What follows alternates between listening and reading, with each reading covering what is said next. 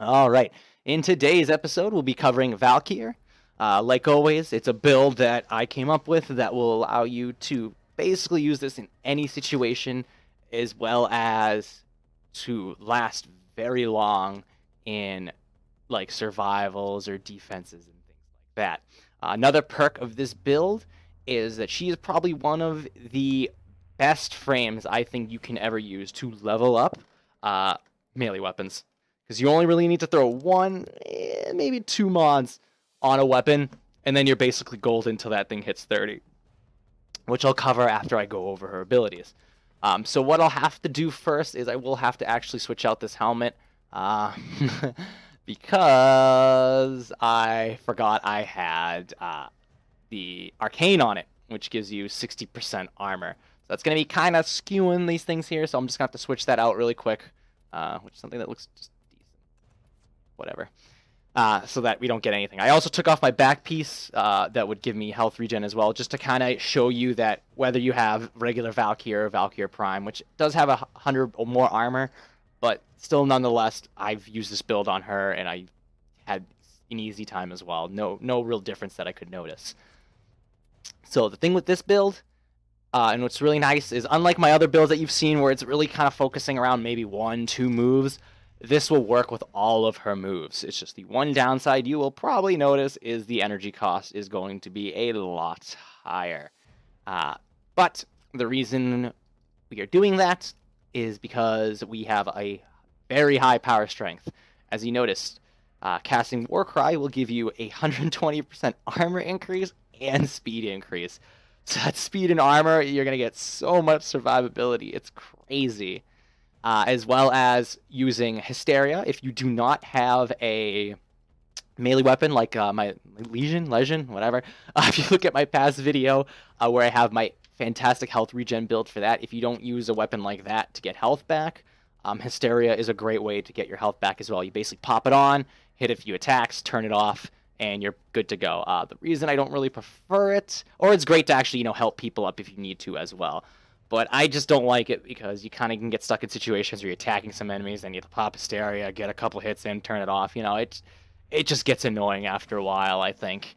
And because of the change to Hysteria, where it has, drain on it, it can run out pretty fast when you really want your energy for Warcry, just in case you somehow aren't able to get the kills and refresh the timer, which you'll see what I mean by that in just a moment. So if you go to upgrade, my big thing was to get as much power strength as possible, with duration being my second most important thing. Obviously, as you can see, efficiency, I did not care about. My thing was, I need her to hit hard and survive. So I threw on Transient Fortitude, Blind Rage. I don't have Intensify on there. I just couldn't find room for it, and I wanted to get as much power strength out of this as possible, as well as the armor, using Armored Agility to get 45% armor, Steel Fiber to get even more, Vitality, obviously more health with that armor, gives you technically more health. Eternal War, which is what's going to make Warcry work fantastic. The reason I use Prime Continuity and not Narrow-Minded is that ability range. The problem with the reduce in the range is a couple things. Is if we go back to her abilities here, is that Warcry will really only work on you. I used to use it, but it was so short that people would have to stand on top of me to really get the buff. And as well as you didn't really slow out the enemies, which helps a lot when there's some, heavy, 145 bombards that just can't die easily. It's great when they are going very slow. That won't hit. On top of it, the Paralysis will be very hard to, you'll have to be right in front of their face to get it hit. Again, both of these can work, but you have to be right in front of their faces, or your teammates have to be basically on top of you to get them to work. And I just felt like, taking the hit to the duration and kind of keeping that range up makes it 10 times easier to use and kind of less frustrating in my opinion. So, going back to our upgrades here.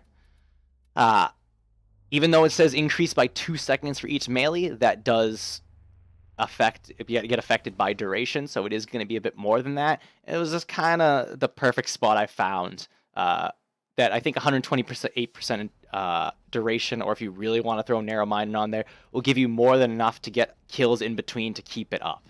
Obviously, the higher levels you get, it is going to be harder to keep it going, but more or less you'll get your energy's worth out of it. You know, you won't feel like, oh, I spent the energy to cast it and I barely got to hold it that long. No, you'll feel like it works really well. Steel Charge, because it gave me the most capacity to work with, as well as, come on, who doesn't need that extra melee damage? Obviously, you can, if you form her a couple more times, you could use it for maybe Energy Siphon, so that while you are using Eternal War, you can slowly get that energy back. But honestly, we have Rage for that. She barely has any shields to begin with, so you're going to be running on health for a good portion of this. So the Rage will just give you your energy back, no problem. Now, the reason why she's so great at leveling melee weapons is, if you remember, we're getting that insane attack speed, and that's really what helps a lot. That all you really need to do is get Maiming Strike on your weapon. That's it. 90% crit chance on a slide. Berserker helps because you get to attack even faster. Maybe, you know, Prime Reacher Organ Shatter would be like maybe the third option if you had the room. Obviously, throwing a stance on there will help you throw these on. As you notice, it's not potatoed. But my first thing I throw on, if I'm just not able to throw anything else, this will be my first one to throw on there. The reason is that with her buff, you're going to be attacking very fast. And even if it's a slow weapon, you will be able to just do continuous slide attacks. I do have my crouch bind to C, so I could do this great little, I could slide very quick. And obviously you have to learn each weapon, because certain weapons will attack, and as you get Berserker to proc, you will be able to attack faster and faster and faster. And it's a rhythm you have to kind of get into. As you notice, I'm going slow again. But once you pick up that rhythm, you basically just slide attack all day, and you'll be getting crit, crit, crit, crit, crit, which will make you just kill everything around you, which it's great, because, you know, when you're first leveling up weapons, you can't really throw much on there, especially if you're a low mastery rank, you can't throw a lot of stuff on there. That, at least being able to get that Maiming Strike on there, you'll still be able to get kills just because of the, you know, your crit multiplier and your crit chance. And you'll be attacking very fast because you'll just be doing slide attacks all day. So that'll help you get kills. Now, what we'll do, I'm probably not going to be able to kill jack squat, especially with my low-level weapon that I'm using. Is we'll do this just to kind of show you the survivability you can get out of this build, as an example. But, again, probably not going to kill things. You know, there'll probably be energy stuff lying around. You know, being able to pop out Paralysis and then being able to go for a finisher helps doing a lot extra damage as well. So as you notice, I can take some hits. Hopefully they'll hit me with some rockets. I'm getting hit with rockets. Pop Hysteria. You know, get your health back. Pop it off. Obviously I was a little bit too close to that, and I got some health damage back in return. Pop back off. So that's kind of like basically the trick, is if you don't have a weapon that gives health back, which I think makes this a little bit harder to use and a little bit more frustrating, because you have to kind of pop Hysteria every so often to get your health back, but being able to kind of attack very fast with any of your weapons, pop Hysteria, get your health back. Obviously you kind of want to run away so they're not in range, so you don't lose health. Paralysis, be able to get some pretty nice finisher damage on there. I'm using a very weak weapon, but what's really nice too is I can kind of just, you know, do some decent damage with that. Get bat around even more, get my health back, throw that up, die maybe. Nope. Very good save.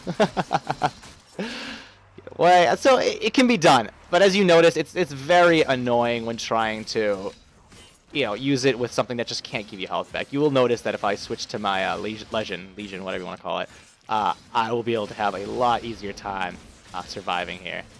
So it ended. I do not have Warcry going on anymore. So what we'll do is we will kill these guys off. Probably lower their level just to kind of show you, because again, I'm saying this is used for leveling up, you know, your lower level weapons, that nothing in the freaking place is gonna be 145. So what we'll do is we'll go back to this, spawn these guys, pop a Warcry. Again, I got a low-level weapon, so I should be able to kill these guys pretty easily. So as you notice, when I get kills, you'll see more time added down in the bottom right-hand corner. And because of Berserk, I will be able to slide attack even faster. And it's just finding that rhythm and just being able to continuously slide attack. And what's great about this is that why I like the range increase is that whoever you give the buff to, they're gonna get it. They're gonna get the armor buff. They're gonna get this damage buff and speed buff. Not the damage buff, but the speed buff and armor buff. That they'll be able to benefit from it too. And that you'll be basically getting all the kills doing slide attacks unless they have maiming strike as well. But everyone you'll just be able to keep that skill up and topped up. It's so that everybody has better survivability, better melee attacks, and it's just better overall. As well as you get the, you don't lose any range to this, so you can get kind of the finisher damage off on there as well.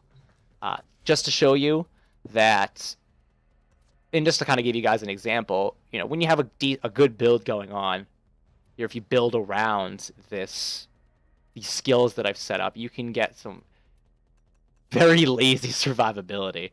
So what I'll do is I'll throw on my arcane helmet, which gives me the armor increase. I won't do my attachment because I kind of like my, my little look over here. I feel like it'll ruin it. But just to show you a huge difference. And then you can obviously replace this with like the channeling ability that allows you to get health back, that you just kind of click it on for like a half a second to get some health back, or with this build that I have where you just get health back per status on them, which I think is just way easier to deal with. Yeah, let's get some health loss so I can use Warcry here. Thank you. Probably gonna die before I can do anything. Go me. Ugh, fantastic example. Fantastic example. Pop that early this time. So then I can actually survive. There we go. So, if I can hopefully get kills, it'll add more time, so I can stay in Warcry even longer. And then if I do happen to take any damage at all, it's just, I'm instantly getting it back again with my melee build that you can look past in one of my other videos that I will link to in this video. But this is basically it. Again, fantastic build. Being able to throw out finisher damage when you need to, being able to get health back in multiple scenarios, whether it be with your weapon or with Hysteria, get a couple hits in, and then run away, turn it off, so they'd be good to go. Like always, let's not just end it with the Grenier. Kill them off. Let's see how well she does with Corpus. Good old Corpus Tech. These guys destroy me.